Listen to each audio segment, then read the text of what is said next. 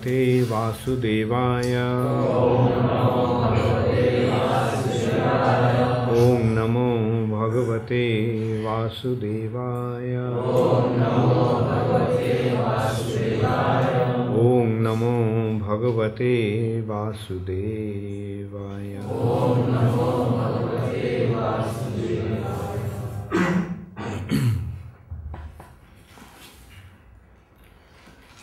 Today is the Gita Jayanti, the day Sri Krishna spoke Bhagavad-gita to Arjuna. Therefore, today I decided to discuss on Bhagavad-gita, and there is no difference between Srimad Bhagavatam and Bhagavad-gita because both are in relation to Krishna, the Supreme Personality of Godhead, Bhagavan. And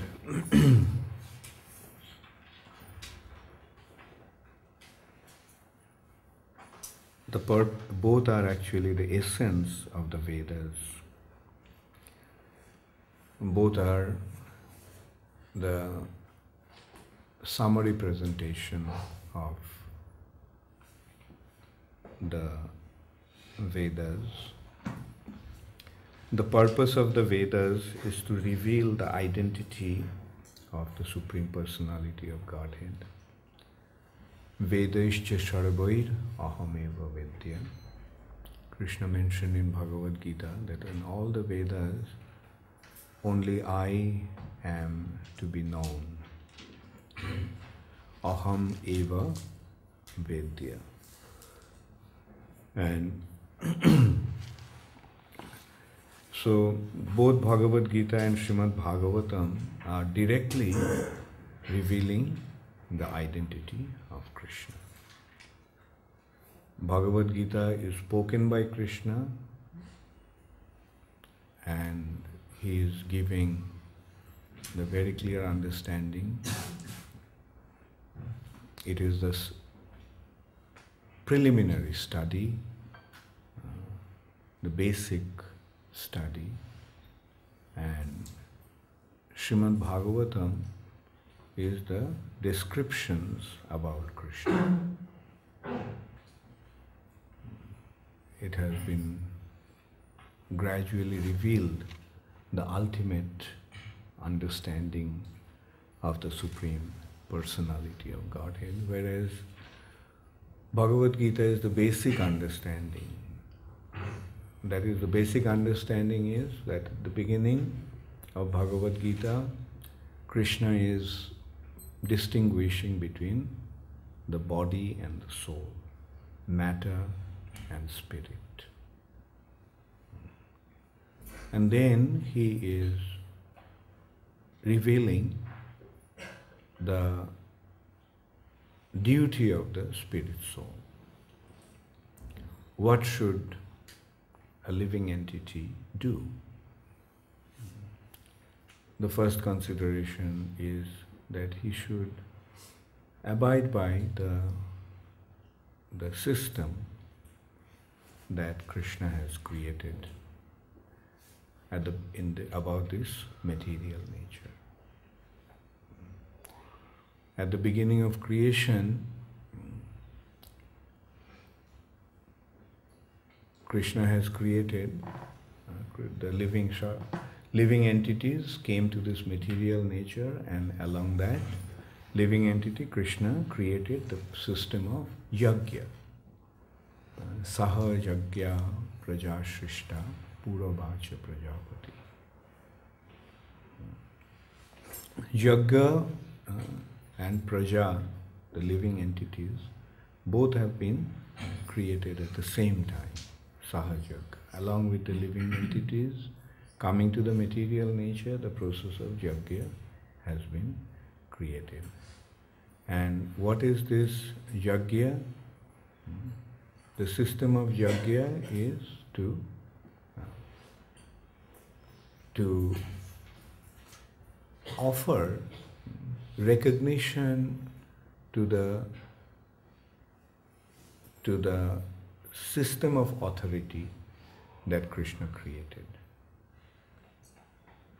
The demigods are there. The demigods are the controllers of different affairs of the material nature. And the demigods are taking care of different aspects, different affairs of the material nature. So here we find three considerations: the conditioned soul, the material nature, Prakriti, and the demigods, Deva. The Devas are the departmental, responsible in charge of the affairs of the material nature. So these demigods have the responsibility to take care of different affairs of the material nature, and the living entity depend upon the demigods to get the supply of those things. That's the arrangement in the material nature. The living entities need different arrangements. And in a common sense way, we can see that what is that necessities of the living entities? The living entities, to keep the body and soul together, they need some arrangements. The soul is in the body, that is the existence of the living entity in the material nature. And the living entities, the conditioned souls, for a conditioned soul, it is difficult to keep the body good. For the soul to remain in the body is a troublesome affair. It's a very troublesome affair. To stay in the body, to remain in the body is a very difficult business. For this we need so many different arrangements. We need food, first thing. We need water. We need air. And also to keep the body comfortable. Like when it is very cold, then the body has to be kept warm. Certain body is accustomed to certain temperature. If the temperature rises too high or the temperature rises too low, then it will not be possible for the soul to remain in the body. Thus, for the soul, if the temperature outside becomes very cold, what will happen? The soul will not be able to stay in this body. So to keep the body temperature at a certain degree, what a living entity has to do? He has to put warm clothes. He has to make different arrangements, like he has to have heating system. Otherwise, if it becomes too cold, he'll die. Or if the temperature becomes too hot, then the living entity will not be able to stay in the body. Then the food, in order to get food, the living entity needs so many different things. He needs the rays of the sun, he needs water, and so these arrangements, whatever the living entity needs, these arrangements are made by the demigods. And the arrangement that has been created at the time of creation, that the living entities, while getting the facilities from different departments of this material nature, they should express their gratitude. They should offer something. The demigods need something. for their survival. So there is a balance, there is a interdependence, there is a symbiosis.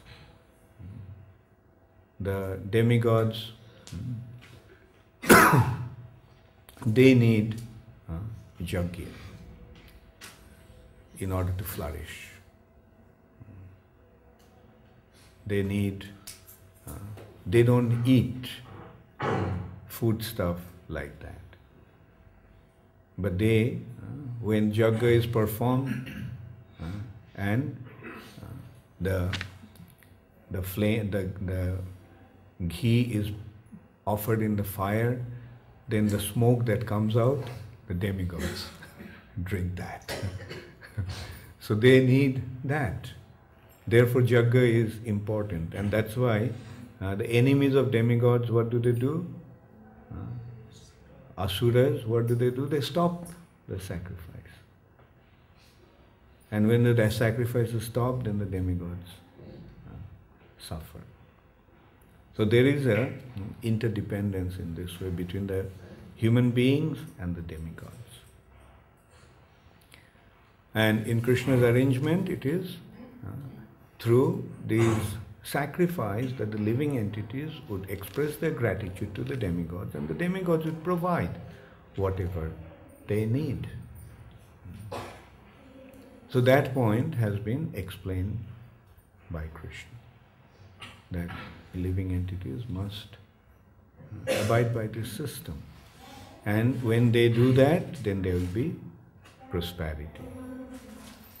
Then there will be prosperity in the human society. So, and then Krishna pointed out that the living entities ultimately must surrender unto Krishna. And before that, Krishna also pointed out that what is sacrifice? Sacrifice actually means offering something as an expression of gratitude to Krishna and his agents. Who are these demigods? Demigods are Krishna's agents. Demigods are Krishna's agents, and when one accepts the authority of Krishna, they also accept the authority of these agents of Krishna, the demigods. To disregard the demigods would mean to disregard the authority of Krishna. Prabhupada used to say, you love me, you love my dogs. If you accept Srila Prabhupada's authority, that's what Prabhupada used to say, then you also have to accept those who are appointed by me. If you say that I accept you, it used to happen those days, naturally. That's the human nature. Devotees would say, Prabhupada, I can accept you, but I can't accept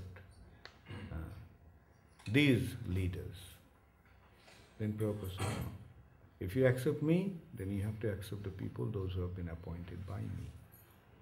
Because I have appointed them because they're my people. So similarly, Krishna's arrangement also is whether we like the demigods or not, but they are appointed by Krishna to take care of different affairs. So we have to accept them. But the demons don't do that. Their point is, why should we accept them? That was Bali Maharaj's point. Bali Maharaj's point was that we are coming from the same family line. We hail from the same great-grandfather. We are in the same family. Why that line, the line of the demigods, are enjoying the heaven and we have to stay in the hellish planets? So we also have the right to stay in heaven. Why are we deprived? So said, well, we will take over the heavenly kingdom by power, by might, by force. So he attacked the heavenly planet, Swargaloka. But then what happened? When he drove the demigods away and took over, then Krishna had to come and set things right. So he took away all the three worlds from Bali and banished him, exiled or banished him. You go to the lower planetary system. So this is how Krishna set up the affairs of this world. He has his people, they have been appointed to take care of the different affairs, and everybody should follow that, everybody should abide by that. If anyone doesn't abide by that, then then Krishna comes to correct. And the correction is, those who are not accepting Krishna forces them to accept that. And so this is how Krishna is pointing out. And the sacrifice means, then he comes to the point of sacrifice. Sacrifice means accepting something, accepting some difficulties for the sake of Krishna, for giving pleasure to Krishna. As in this chapter we saw, Brahma is being advised by the Lord himself that he is pleased because he accepted the difficulties according to his instructions. His submissive attitude is what's giving him pleasure. That you surrendered and accepted my authority, listened to my instructions, and therefore I'm pleased with you, and as a result of that you have been elevated to the spiritual platform. If we accept Krishna, we become situated on the spiritual platform. If we do not accept Krishna, if we defy Krishna, then we are imprisoned in the material nature. In the material nature, we have a tendency for sense gratification. We want to enjoy. But when we give up the tendency to enjoy for the sake of Krishna's pleasure, in order to please him or in order to win his favor, that is sacrifice. The ultimate consideration of sacrifice is Krishna's pleasure. Ultimate consideration of sacrifice is to act according to Krishna's instructions. And if we do that, then Krishna will be pleased. And then Krishna is pointing out the process of how we can become linked up with him. There are various ways of being linked to Krishna. And one of the ways of being linking is the process of Ashtanga Yoga. The eightfold process of linking with Krishna. But then, after describing that process of linking, Krishna is pointing out, yes, this way one can be linked with me. One can see me face to face when one achieves perfection of this yoga system. But then Krishna is pointing that the best way to become linked with me is by surrendering to me and by becoming my devotee. Then we don't have to go through all this arduous process. The process of Ashtanga Yoga is a very difficult process.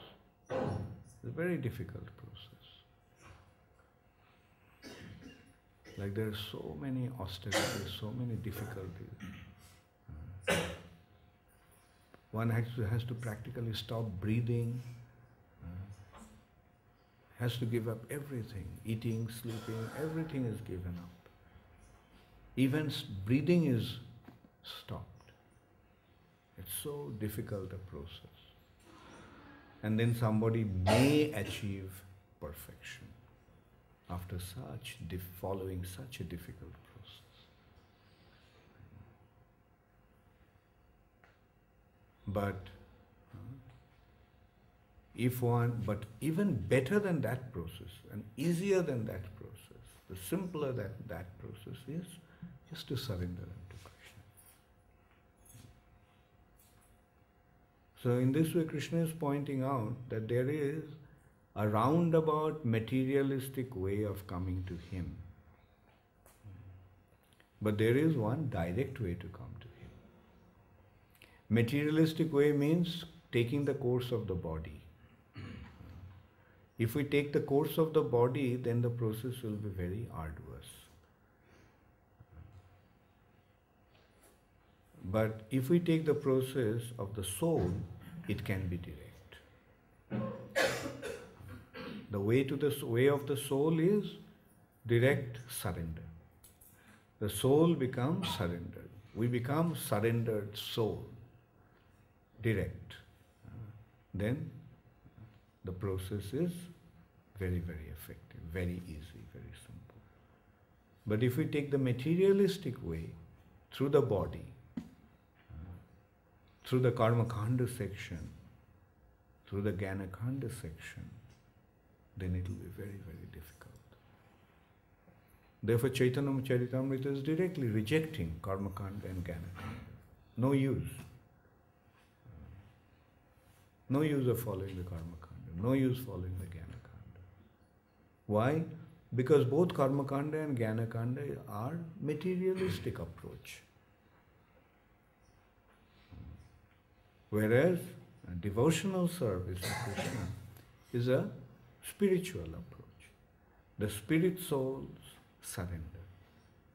And when the soul surrenders, the body also becomes surrendered. The mind also becomes surrendered. So body and mind are taken care of in that way. Body is taken care of, the mind is taken care of. In this way, both actually the body and mind becomes purified and therefore spiritualized. Then Krishna begins to explain the process of yoga. The process of devotional service. And the devotional service, the first consideration of devotional service is to recognize Krishna's position.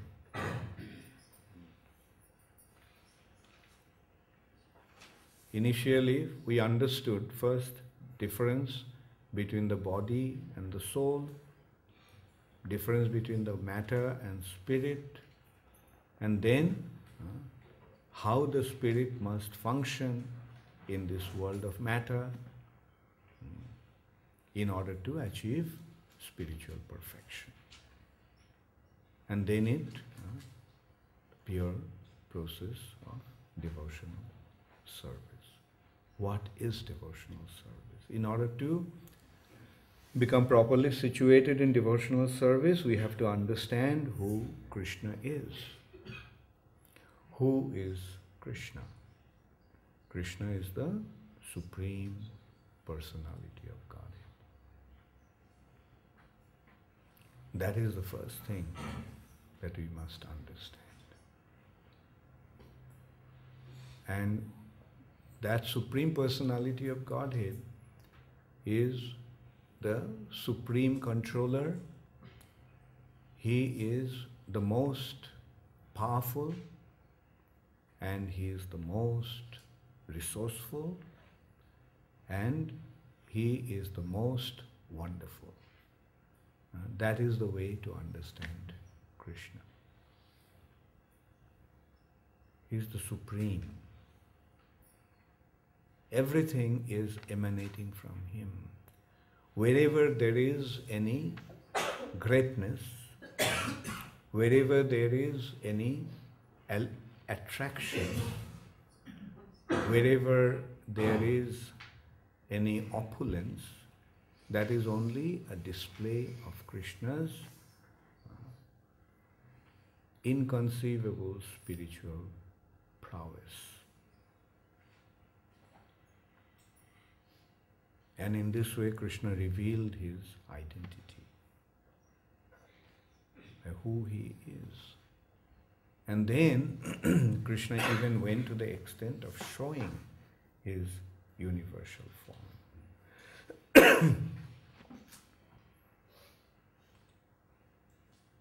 He showed, not only he said, he even showed his identity.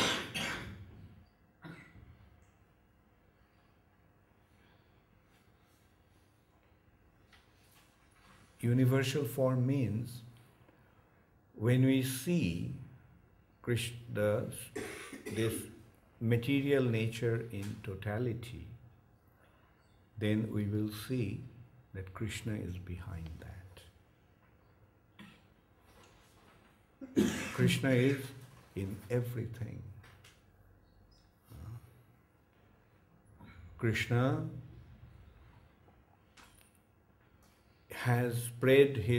Krishna is extended himself everywhere in every single atom.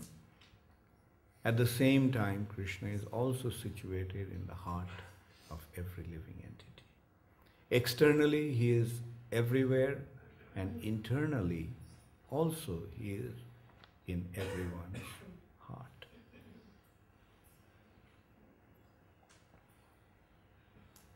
And that's what Prahlad Maharaj very beautifully explained to his father, Hiranyakashipu. When Hiranyakashipu asked, "Where is your Hari?" And he said that just as air spreads everywhere, similarly Krishna is in everything. And he is also in the heart of every living entity.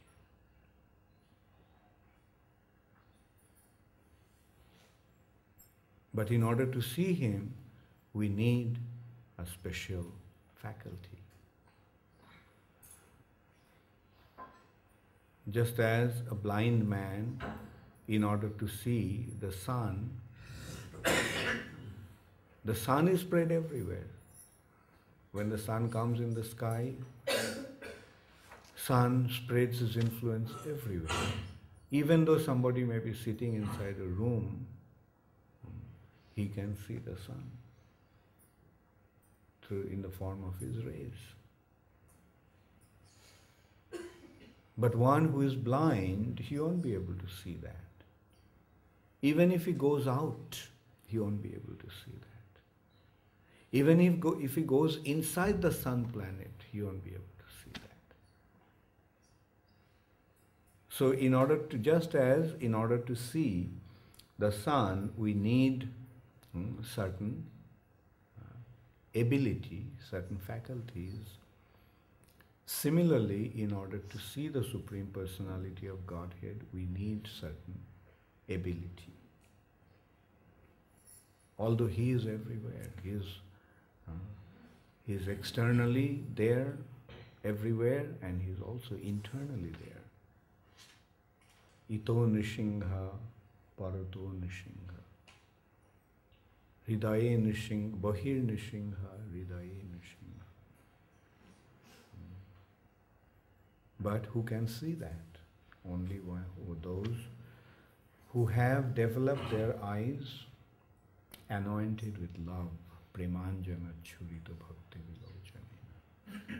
vilochanena. When the eyes become anointed with love, then only one is able to see him.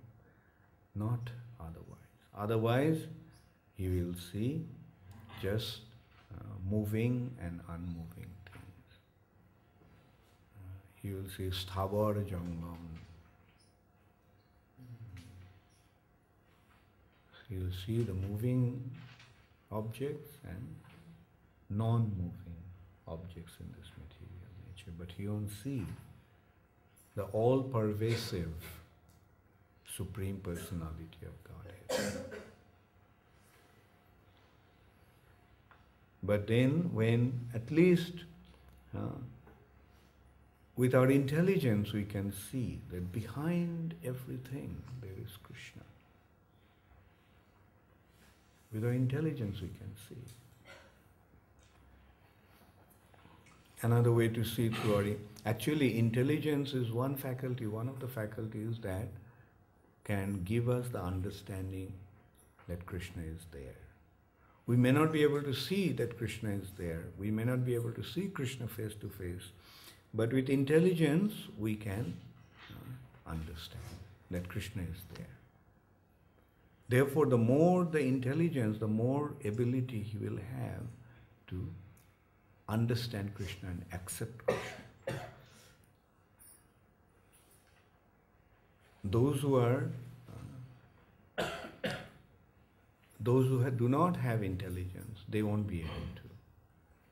And so apparently sometimes somebody may have intelligence, but that intelligence, if it becomes covered with envy, then also they won't be able to see. Just as very, very learned scholars, the scientists, the big philosophers, they cannot understand, they cannot accept Krishna. Because although apparently they are very intelligent, but that intelligence has been corrupt. It's a corrupt intelligence. And the corruption of the intelligence is due to envy. This morning I was reading some of Prabhupada's encounter with people, and it's so disgusting to see how in India some people are so envious, so arrogant. Like we can see nowadays, at least, most of the people are accepting the greatness of Srila Prabhupada. Many people, we come across so many people are saying that, oh, I met Prabhupada. I met Prabhupada. Some are true, some are lies. Some people did really meet Srila Prabhupada, some people did not, but they are claiming that they met Srila Prabhupada. But my question at the back of my mind is, then why didn't you surrender to Srila Prabhupada? You met Srila Prabhupada. The point is, when Prabhupada was here, there were just a handful of devotees in India who surrendered to Srila Prabhupada. Why? Because either they were blind or they were blind with envy. That's why they couldn't surrender to Srila Prabhupada. Such a great personality came and blessed this world, but they couldn't recognize him. They're recognizing his greatness when he's gone.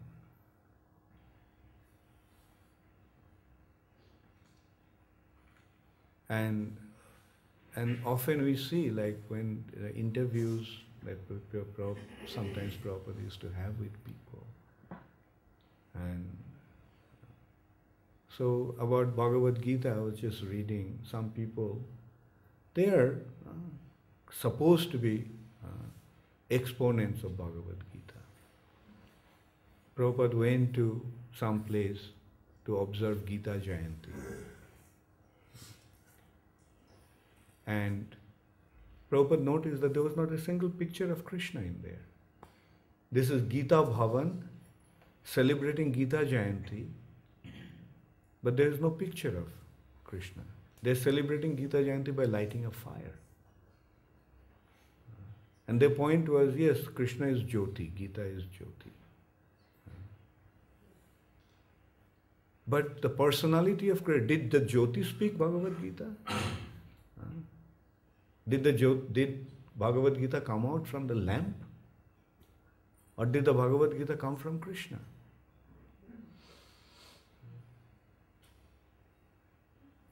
And they were so bitterly arguing with Srila Prabhupada. Prabhupada was direct, gave straight away that why these people are not accepting Krishna.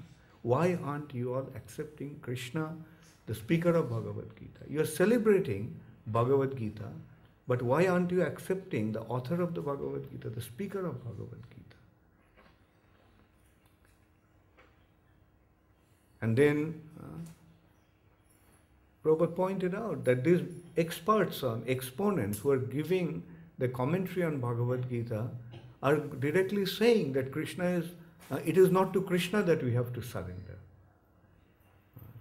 We have to surrender to the unknown. Prabhupada is pointing out Krishna himself is saying, surrender unto me. Why do they get the authority and the right to say not to Krishna, to the unknown? Where did Krishna say the unknown? Then they pointed out some so-called big religious leader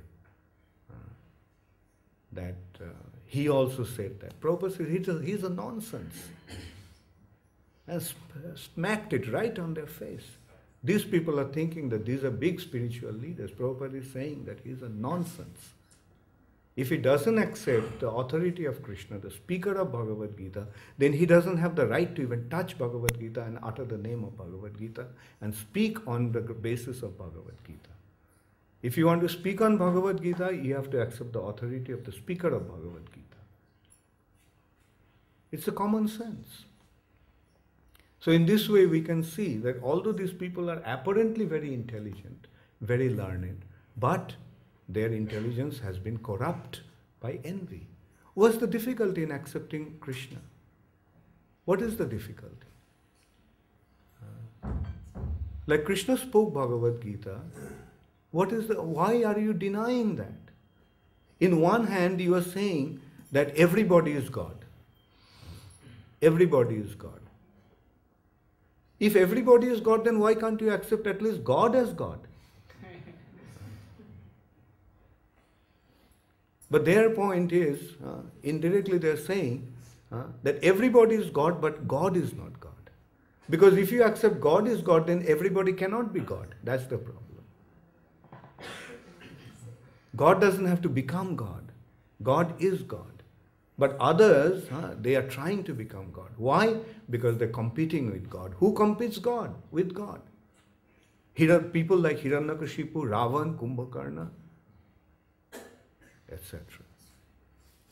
So you want to become the followers of Kumbhakarna and Ravan and Dantavakra and Shishupal, or you want to become the follower of the Supreme Personality of Godhead. The choice is yours. The choice is yours.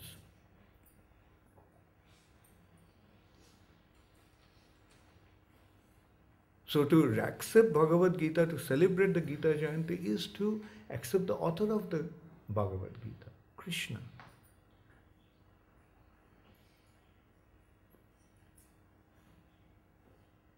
Like we can take a very simple example, like we know that Shakespeare is a very famous author. Now there are books written by Shakespeare. We know that. There is Hamlet, Macbeth, Julius Caesar, Romeo and Juliet, Midsummer Night's Dream. So these are all, everybody knows that they're written by Shakespeare. Now if somebody comes and tells, no, they are not written by Shakespeare, Shakespeare did not exist, will it be an intelligent proposal? Then who wrote? The point is who wrote? And there are envious people like that. Even in these cases I have seen that there are envious people, those who don't want to give credit to Shakespeare. They say Shakespeare did not exist. They say it's Francis Bacon who actually wrote them. In a pseudonym of Shakespeare, Francis Bacon wrote this. What is the proof? If Francis Bacon can write this, why can't Shakespeare write this? The point is, this is the envious nature of the human being. They don't want to give the credit where it is due. By shifting the credit from where it is due, they want to glorify, they want to establish their authority. And ultimately it extends to the Supreme Personality of Godhead. I don't want to give him the credit. Fine, you don't want to give him the credit, but then what will be the result? The result is you will suffer. You will suffer. And what's the result of surrendering unto him? The result of surrendering is you will enjoy.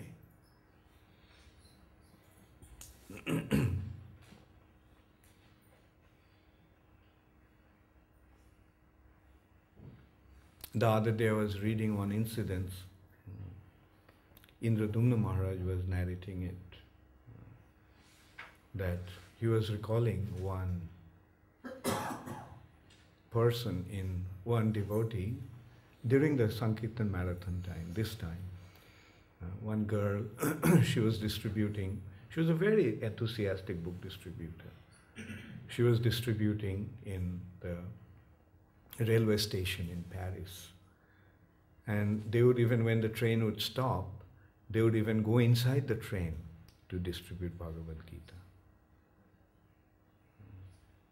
And and then as soon as the train would about to start to move, she would come out of the compartment. And so she gave this Bhagavad-gita to one person, and he started to scream at her. Then he tore the Bhagavad-gita and he started to pound on Bhagavad-gita with his feet. And then he threw her out of the train when it started to move, and she dislocated her bones, and she was hospitalized actually. Anyway, this incident was forgotten till much later. And in the meantime, yes, this is the thing. In the meantime, this person, he took that book, carried the Bhagavad-gita with him. He went home, he showed it to his wife, and very proudly telling her what he did. And but then the book was there on the table. The maidservant, he's a big man, he was a banker.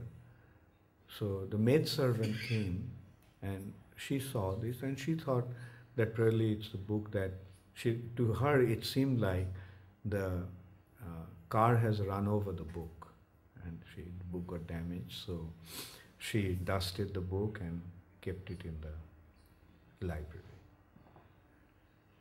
Now in the meantime, this man's wife died in a car crash. His daughter ran away with a low-class person. And there's a whole family got devastated, and the man was completely devastated. And he was, one day he was sitting down, and just out of curiosity, he started to read this book, Bhagavad-gita, in French. And when he started to read the book, he got completely transformed. He recognized his mistake. At the back of the thing, he saw this man was from Spain actually. He saw the address of the temple in Madrid. So he went to the temple, and when he went to the temple president came out, and he was in a suit and tie, and when he came to him, he just knelt down with folded hand. He started to appeal, please forgive me, please forgive me. And then he started to come to the temple. Actually, the temple person couldn't understand. He thought really he became mad or something. So because a person like him don't usually behave like that, because people in suit and tie, they naturally maintain their dignity. They don't kneel down and appeal like that. Anyway, but he found out, the man, he consoled him. He said, no problem. And he started to come to the temple. And then in Italy, there was a festival. And this man was invited, and he also came. And there he saw this girl who distributed the Bhagavad-gita, and he just started to cry and cry, seeing her, and begging forgiveness. And the girl, of course, said, no, don't worry, it's everything all right. And the man became a devotee. Already he became a devotee. So, Krishna has his inconceivable way of bringing a living entity back to his lotus feet. But we should be careful that how we behave with devotees, how we approach to the Supreme Personality of Godhead and His instructions. The intelligent thing is to just accept the instruction.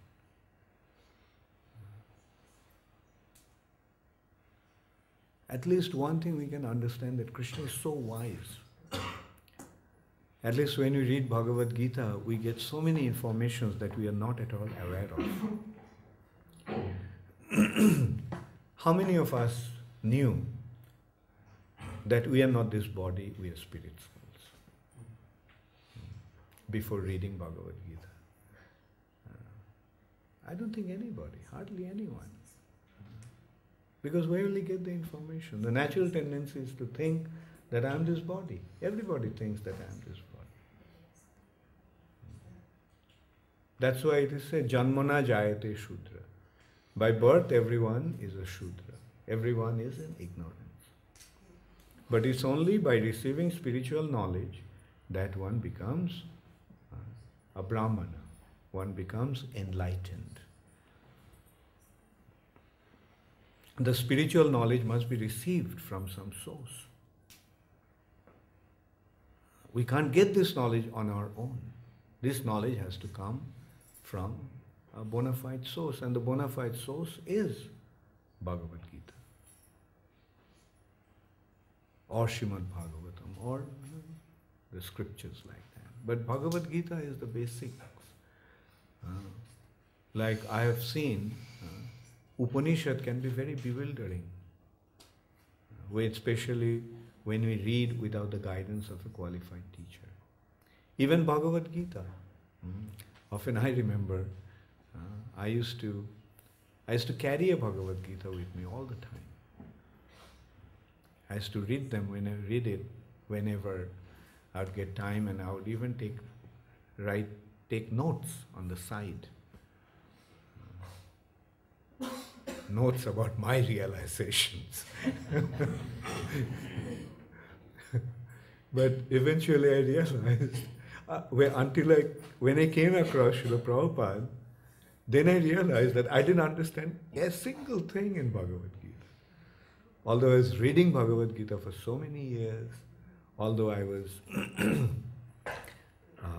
thinking that I am understanding so much, but when I came across Srila Prabhupada, I realized that I didn't understand anything about Bhagavad-gita. Why? Because what was happening is when I would read certain areas, certain chapters, I'll just focus on that chapter only. And I would try to see things according to my understanding of what I was reading. But when I came across Srila Prabhupada, what was the special understanding from Prabhupada? The special understanding is Krishna is God, and surrendering unto Him is the only way to apply the wisdom of Bhagavad-gita in our life. Krishna is God. Whereas the Bhagavad-gitas that I was reading before, nowhere it has been mentioned or pointed out that Krishna is God. They were just trying to understand Bhagavad-gita according to their understanding, their presentation, not according to Krishna's perspective. And that's why Prabhupada's Bhagavad-gita is causing such a revolution all around the world.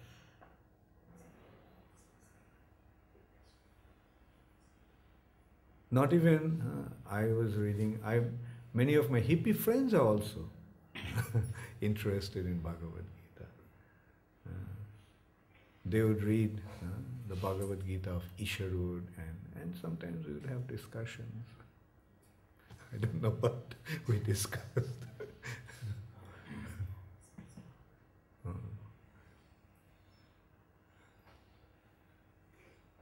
It was such a waste of time. But then Prabhupada came and just gave the magic touch and the revelation of Bhagavad-gita. Krishna is God, and the first instruction is you surrender unto Him. If you want to understand Bhagavad-gita, the first qualification is surrender unto Him. Tad viddhi pranipatena. You surrender. And this is how I learned how to surrender unto Srila Prabhupada's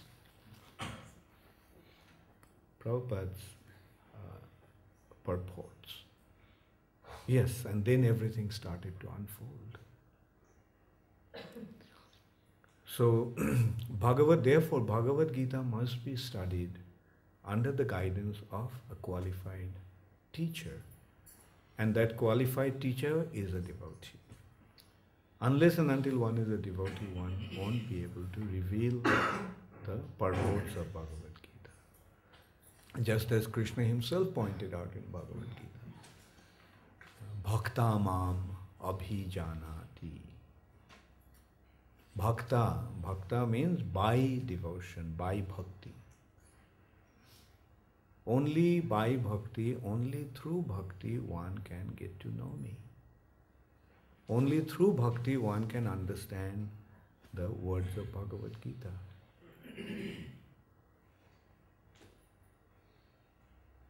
So, that is the most important understanding of Bhagavad-gita which has been revealed by Srila Prabhupada. Prabhupada's point was Bhagavad-gita as it is. We must study Bhagavad-gita as it is. Not only the way Krishna spoke, that is one half of Bhagavad-gita, what Krishna spoke. And the other half of Bhagavad-gita is the way Arjuna understood. And that's what makes it complete. The speaker and the listener. The teacher and the student. The knowledge is revealed by these two aspects, teacher and student. Teacher imparts the knowledge and the student understands it. We have to see Bhagavad-gita the way Arjuna understood it. Now in this respect, the way these people are presenting Bhagavad-gita, they are not only rejecting Krishna out of the picture, they are putting Krishna away from the picture. Krishna is not important. The speaker of Bhagavad-gita is not important. I am important because I am giving the purport of Bhagavad-gita. Taking the knowledge from Krishna and putting my stamp on it. What kind of rascaldom is it?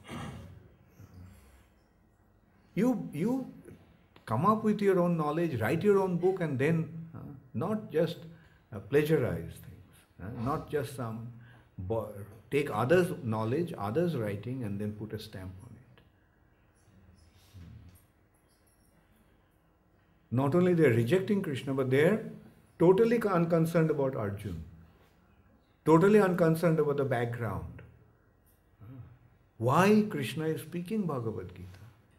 Krishna is speaking Bhagavad-gita in order to give Arjun, in order to convince Arjun to fight the battle. And how is he pointing it out? He is pointing it out by reminding Arjun that you are not your body, you are a spirit soul, and the goal of your life is to surrender unto me. And then at the end of Bhagavad-gita we are seeing that Arjun is soul surrendered unto Krishna. And then it continues. We see the battle of Kurukshetra. Then we see how Arjun fighting the battle. Then we see how Krishna is helping Arjun, protecting him time and time again. And then ultimately we see how Arjun came out victorious. Although it was impossible a battle to win. Who could ever win a battle against this kind of opposition, this kind of opponents? Bhishma, a person who is practically immortal. He would not die unless he wants to die himself. And he is one of the greatest warriors. Has been taught by Parshuram himself, the incarnation, the Kshatriya warfare incarnation of the Lord, who eliminated the entire Kshatriya communities 21 times from the surface of the earth. That Parshuram is Bhishma's guru. And not only he is his guru, but Bhishma fought with Parshuram and Parshuram himself couldn't defeat Bhishma. So here is this personality.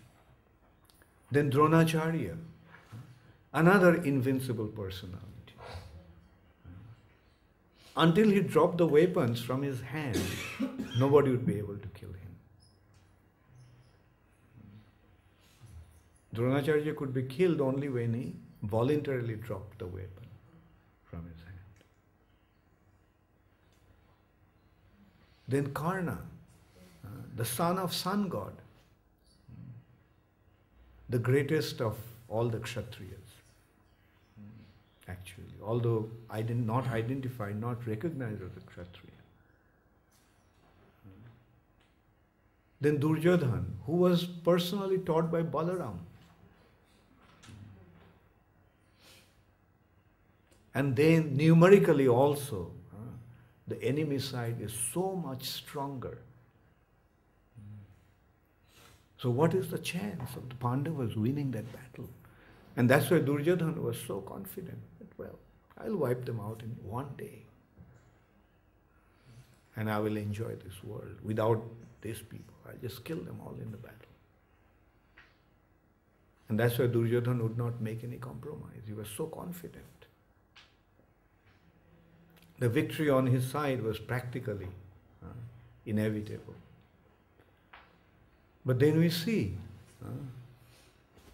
the scenario took another turn. Bhishma is gone, Dronacharya is gone. All are eliminated one after another.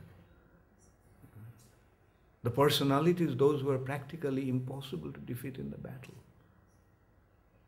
they are just going out one after another. Dead. Duryodhana is devastated. What's happening?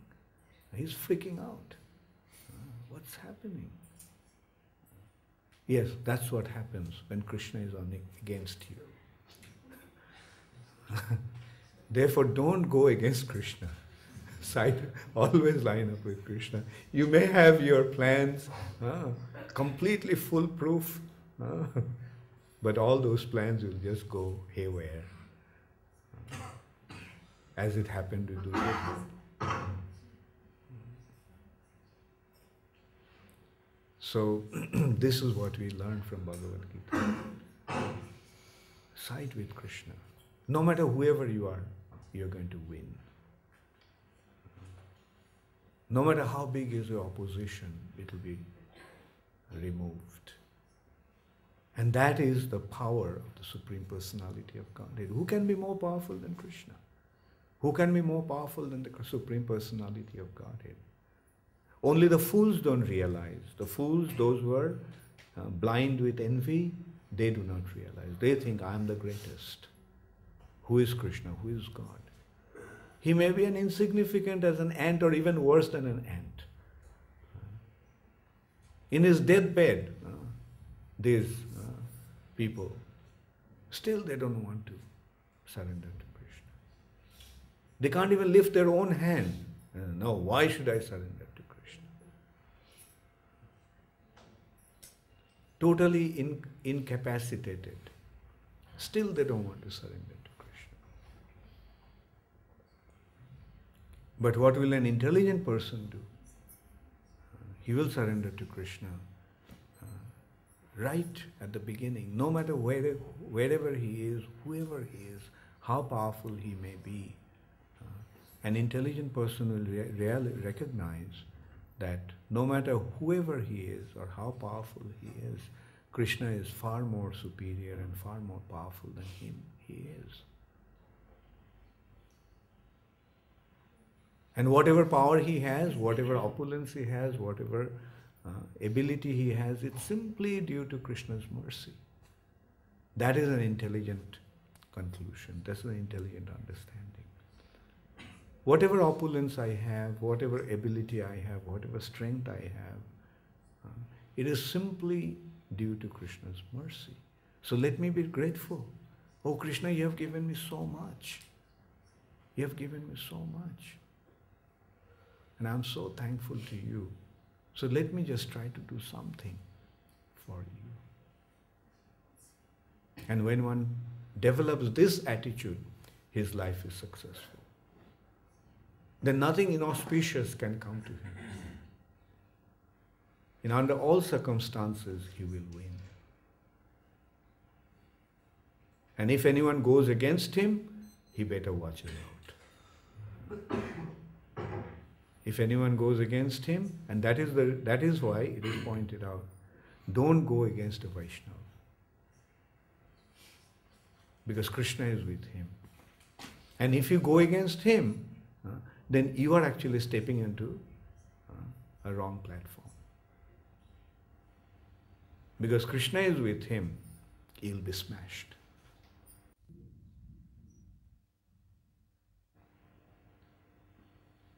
One may say, I'm also a Vaishnava, Krishna is with me. Well, if you want to take a chance, go ahead.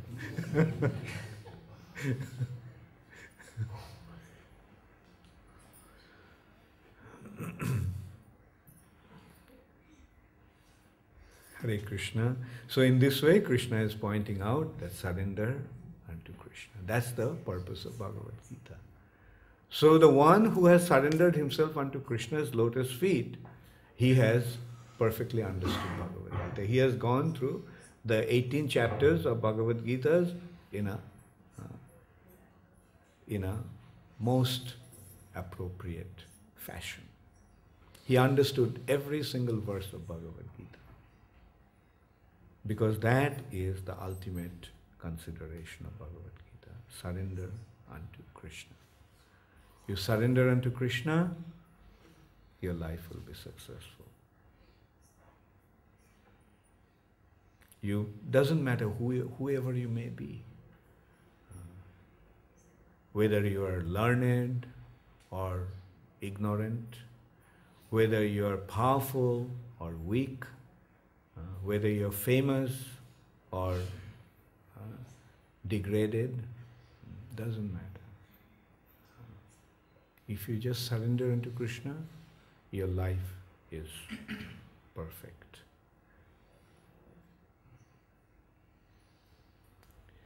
Thank you very much. All glories to Srila Prabhupada. Gaur Premanande Hari Hari Bol. Any question? Yes. In the Bhagavad-gita, Krishna says that he who studies the conversation between you and me, that is Arjuna and Krishna, is worshipping me through his intelligence.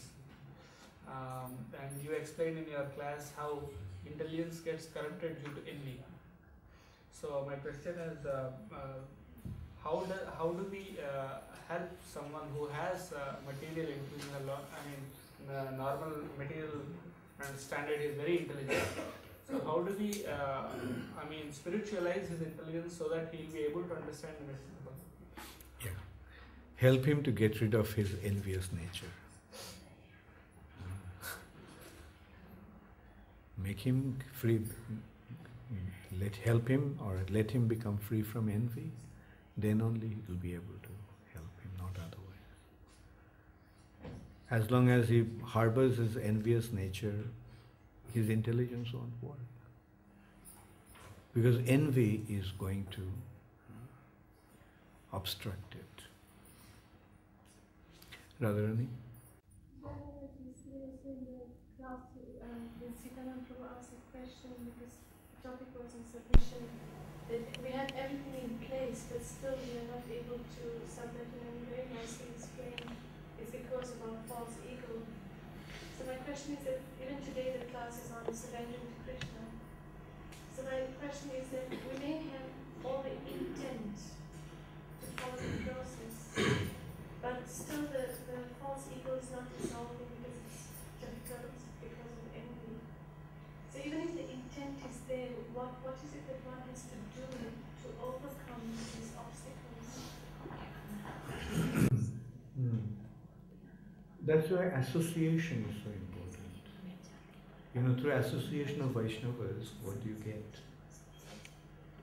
You get to see that they are so nice. They are so merciful, they are so compassionate. And that actually helps to get rid of the envy. The envy actually generates out of our defined attitude. The envy comes, the origin of the envy is actually to try to lord over. Everyone is superior to me, everyone is inferior to me, and I am the greatest. That's actually the false ego. I am the greatest. And when when we come across things, it seems that somebody is greater than me. Somebody seems to be greater than me, then that turns into envy. Why him? Why not me? That's actually envy. Then ultimately it goes on to the greatest, the Supreme Personality. Right? But when you come across the devotees, what do you find? Although they are so great, but they don't want to display that, they don't want to claim that they are superior to us. They kind of maintain an attitude that they are our well-wisher. And on top of everything, they're so humble. They are well-wishers. He is great, but he is my friend.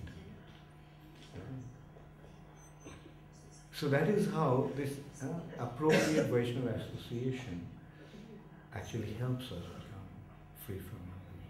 And that's why it is so important that the community of Vaishnava should be displaying this spiritual qualities.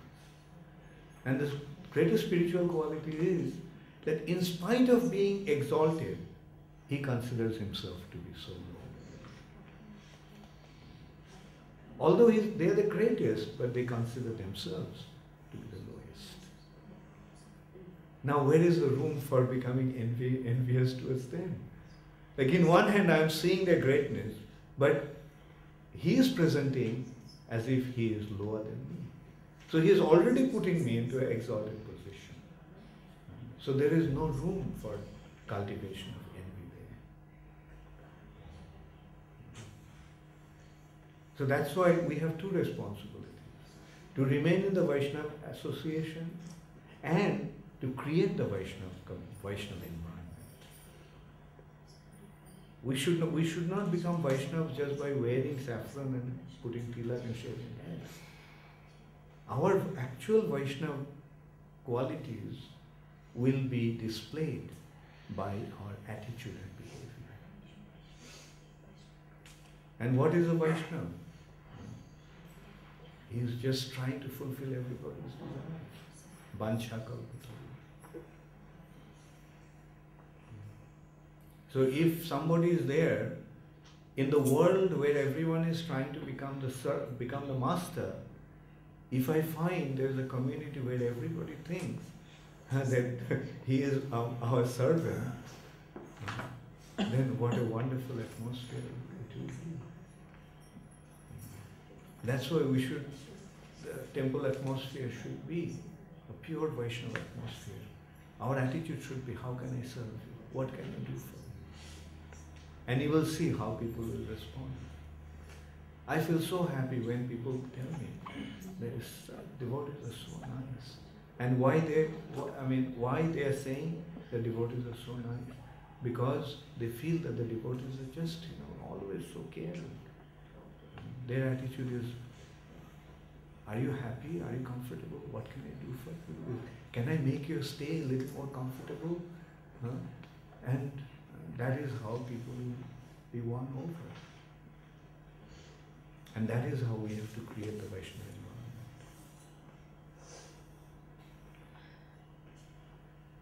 Alright, yes, what's your question? How can we get the pure devotion of Lord Krishna? Okay, you read Bhagavad-gita and try to practice it. Right? Are you chanting Hare Krishna? Chant Hare Krishna, are you following the regulative principles? Do you eat meat? Or are you a vegetarian? You are a vegetarian. Do you take any intoxication? No? Good. You are on a very nice platform already. You don't drink tea, coffee? Sometimes. No? Okay. So, anyway, so you are on a very good platform. So chant Hare Krishna and associate with the devotees and read Bhagavad-gita. Right? Do you accept that Krishna is God? Yes. And who are you? Yes. Who are you?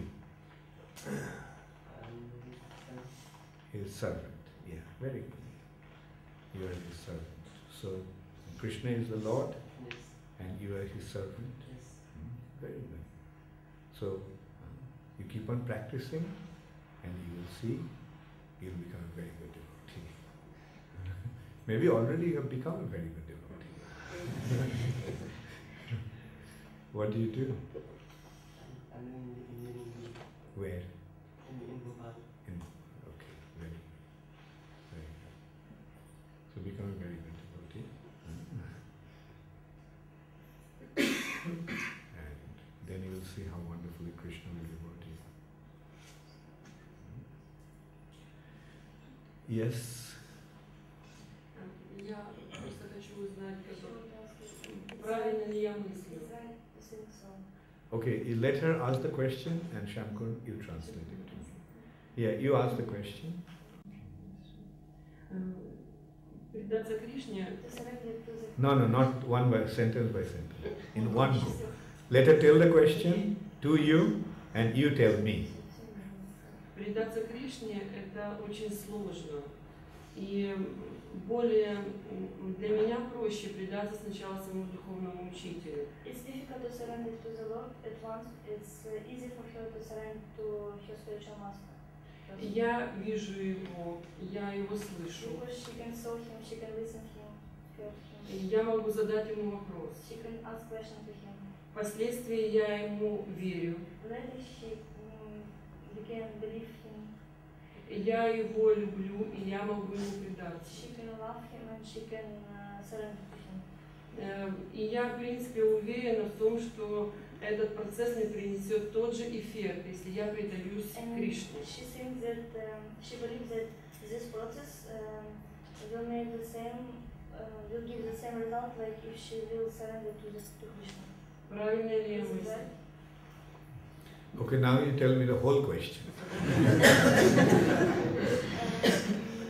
her it's difficult to surrender to Krishna, and she thinks that if she will surrender to Guru Maharaj, then she will get the same result like to surrender to Krishna.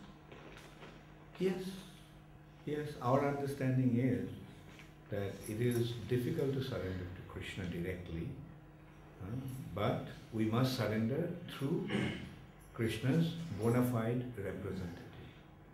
And that bona fide representative of Krishna is the Vaishnavas. And among the Vaishnavas, we find our gurus. So yes, that is the way to surrender to Krishna. Because you cannot speak to Krishna or hear Krishna. But you can speak to your guru and hear from him. So that is what you need. Somebody there who you can communicate with to get the goods. Okay. It is like when you want to buy a Japanese car in Russia, in Moscow. In Moscow there is Toyota cars, right? Toyota cars are made where?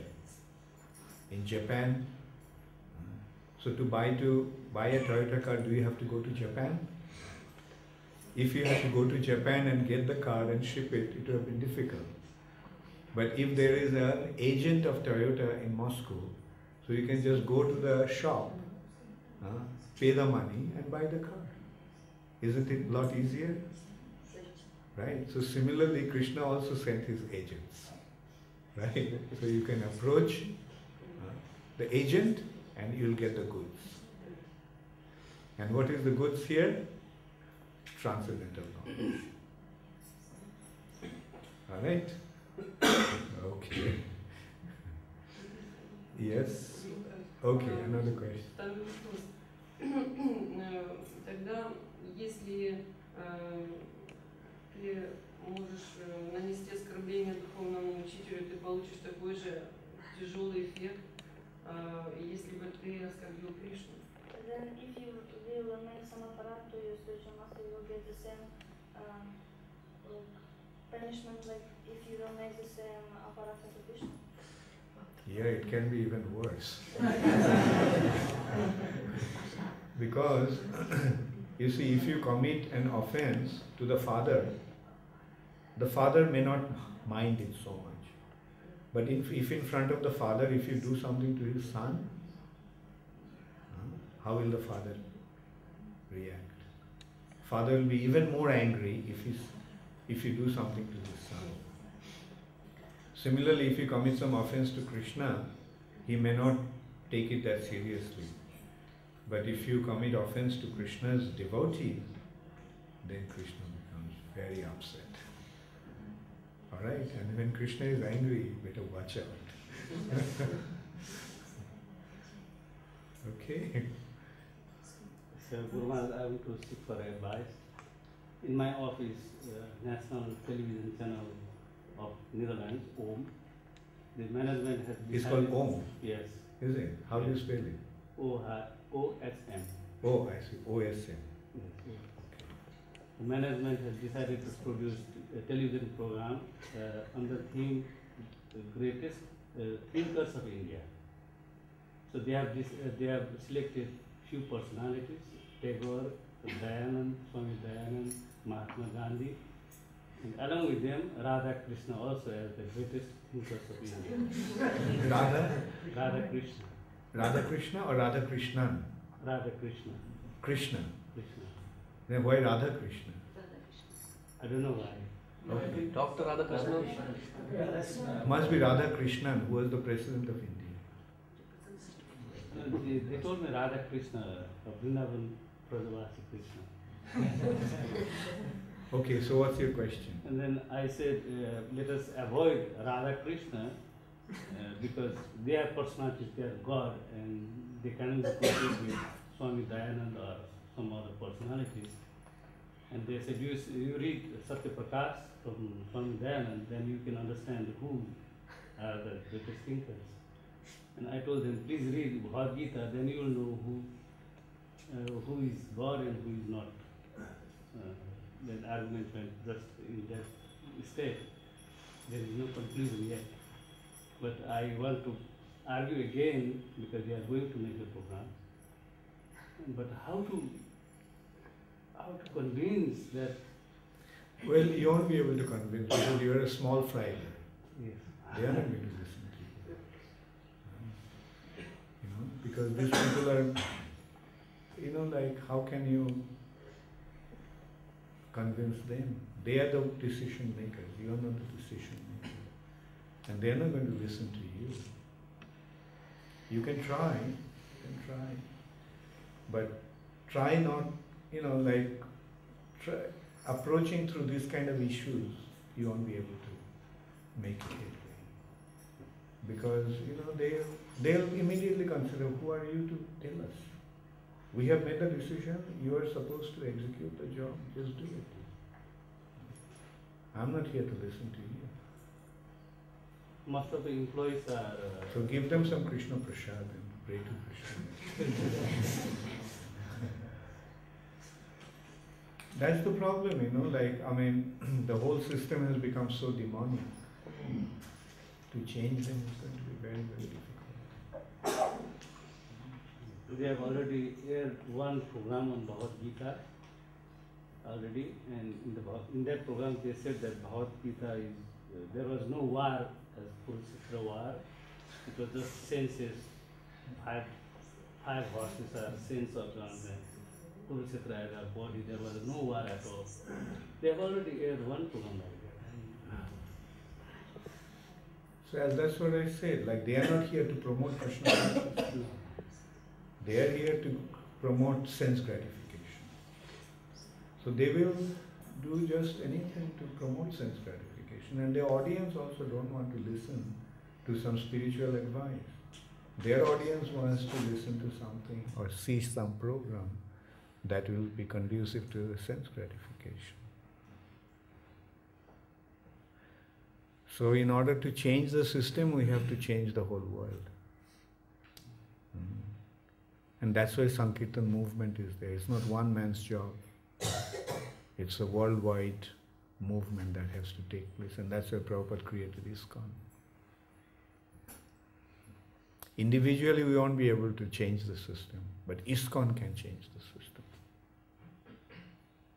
But it will take time, and also the important thing is how we are contributing to ISKCON. How we are acting on behalf of ISKCON, how we are promoting the mission of ISKCON.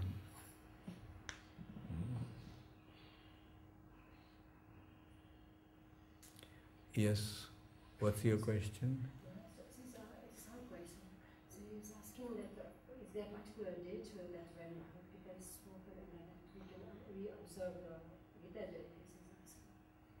What is the question? I didn't get that. Is there a particular date that is there a particular date that we observe Gita Jayanti or Bhagavad-gita, how it came along? Yeah, I said Bhagavad-gita Jayanti is the day when today is the day when Krishna spoke Bhagavad-gita to Arjuna. This is today Krishna spoke Bhagavad-gita to Arjuna. Okay, that is Gita Jayanti. Does it answer the question? जवाब मिला? तुम्हारा प्रश्न क्या था तुम्हारा? मेरा प्रश्न था कि हम गीता जयंती जब मनाते हैं तो युद्ध जो 18 दिन का हुआ था, हाँ? उसका मतलब किस डेट से किस डेट तक हुआ था? आज कृष्ण ने भगवत गीता बताया था अर्जुन को, ठीक है? ये आज का जो तिथि है, इस तिथि में अर्जुन को भगवत गीता बताया। मतलब युद्ध आज से शुरू हुआ, मतलब आज बोला गया।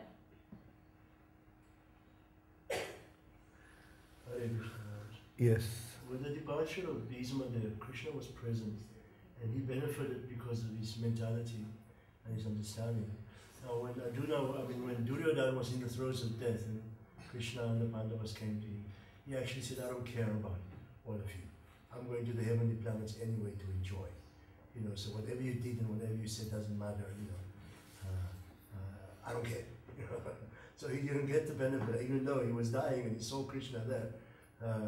That kind of inimical attitude is kind of really heavy. Yeah. Yeah, true. He just couldn't get it. He just. As you said, he went to the heavenly planets.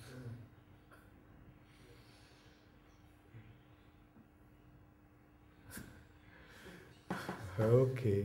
Yes. You mentioned that English. Vanchakalpataru, devotee is Vanchakalpataru, he can fulfill all the desires of anyone. And how, being a devotee, he can fulfill the desire, material desire of others. Because Vanchakalpataru. He'll, like a well-wisher, he knows which desire should be fulfilled and which not. If somebody comes to a devotee and tells him, give me a bottle of scotch, will he fulfill that desire? So, he may be Vanchakalpataru, but he is not going to fulfill the desires that may be detrimental to his spiritual progress. He knows how to fulfill his desires for his spiritual advancement.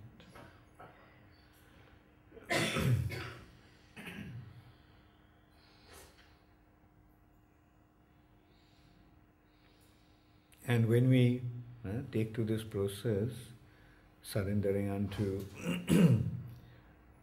the Vaishnava, then we see that how he fulfills all our desires. Even some desires may be unknown in our heart. We may not be aware, but he fulfills those desires. This morning only I was reflecting on that, like how Prabhupada fulfilled all my desires in such a wonderful way. I surrendered unto him and he just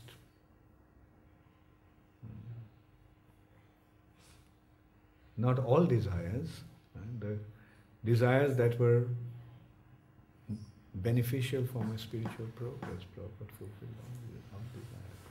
And the desires that were detrimental to my spiritual progress, Prabhupada made me realize that those desires should not be cultivated. So this is how a Vaishnava helps a surrendered, a soul who surrenders unto him. Okay, thank you very much. All glories to Srila Prabhupada. Gaur Premanande.